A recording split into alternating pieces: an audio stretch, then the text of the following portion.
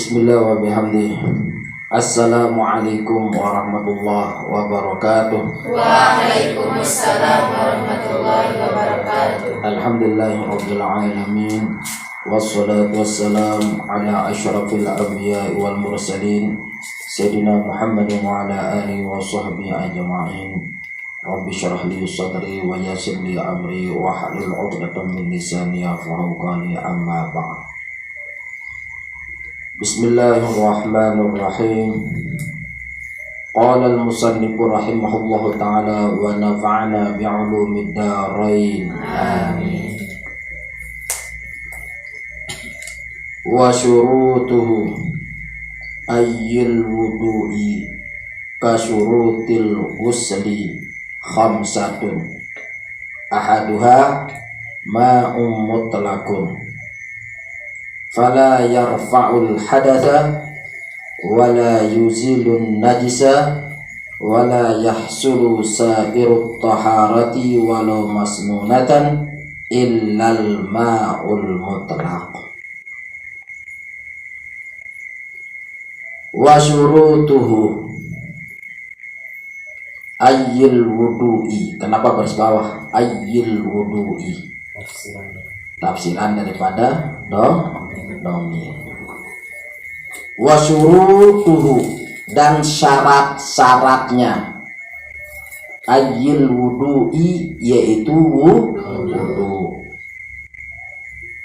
Kasyurutil ghusli, sama dengan syarat-syarat mandi. Berapa banyaknya? Khamsatun, 5.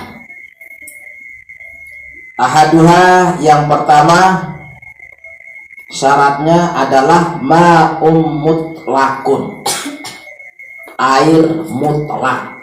Ini syarat yang pertama. Syarat wudu yang pertama adalah air mutlak. Fala yarfa'ul hadatha, maka tidak mengangkat hadas. Wala yuzilun najisa, dan tidak menghilangkan najis. Wala yahsulu sa'irut taharati, dan tidak berhasil oleh seluruh kebersihan, kesucian, walau masnunatan, sekalipun suci yang disunatkan, illal ma'ul mutlaq, kecuali dengan air mutlak. Ini syarat pertama, adalah air mutlak, baru sah wudu. Kalau tidak memakai air mutlak, maka tidak sah wudunya. Kalau tidak sah wudu, berarti tidak sah sholat. Kalau tidak sah sholat, maka dipertanggungjawabkan kelak di akhirat dengan pertanggungjawaban yang sangat berat sekali. Karena kalau sholat salah, maka seluruhnya akan ditanya, akan bermasalah seluruh pekerjaan kita. Tetapi kalau sholat kita benar, maka seluruhnya benar. Nah, sehingga ulama menyarankan, mewajibkan untuk kita mempelajari ilmu fikih ini. Agar apa? Agar sholat kita benar.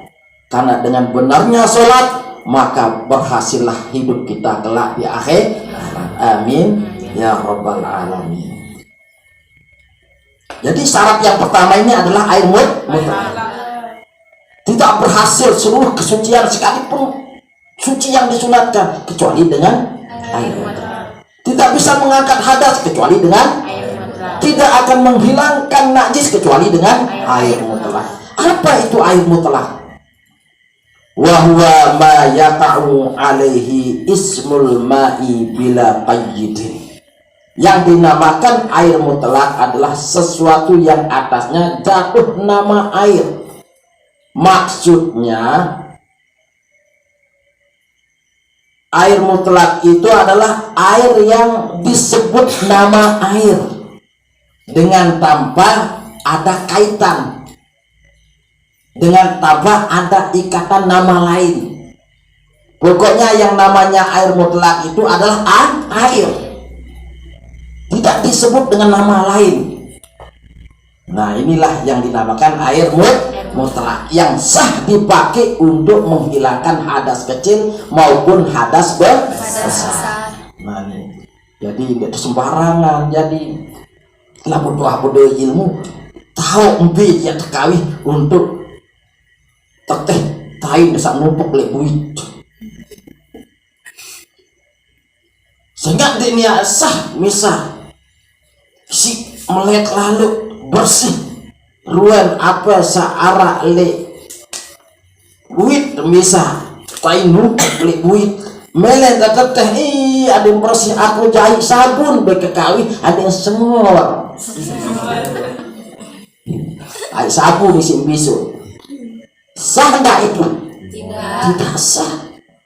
Kosongin atau air pender aja lah supaya begitu kita basuh dahi kita, begitu kita basuh kotoran yang ada di pantat kita langsung harum berubah menjadi air yang harum, beraknya berubah jadi harum. Itu kan lebih mantap katanya. Itu saja kita pakai, pender kita pakai untuk basuh BHB kita. Waduh, kalau sudah pender dibasuh pakai pender bukan lagi harum tapi semakin wow. Itu karena tidak benar pakai membasuhnya, tidak bisa hilang. Coba baik terkait campur si harum minyak sengeh maka semakin bau busuk baunya. Harum yang tadi bersebaran ke semana kemari, abung kentut doang sengeh pender dia abung kentut abung tahi selapuah sekin keras tahi mambu madu. Tetapi kalau kita basuh dengan air mutlak maka hilanglah baunya, hilanglah rasanya. Itu keajaiban Allah subhanahu wa ta'ala, keajaiban agama Allah yang memerintahkan kita pakai air mutlak. Mereka percaya coba baik pender semeni apa tumpah elit dia siap berpisuk mutak batu api terbuit kagak ini lampak mudah ke batu karena air pender itu bercampur dengan tai lain baunya sekin kering rambut pender ya ampun kali apa ada sengeh apa tadi air itu ajaib ini. Maka inilah kebenaran. Sadaqallahul azim, kebenaran Allah. Wa sadaqa Rasulul Karim, dan kebenaran Rasulullah apa yang dikatakan oleh Nabi.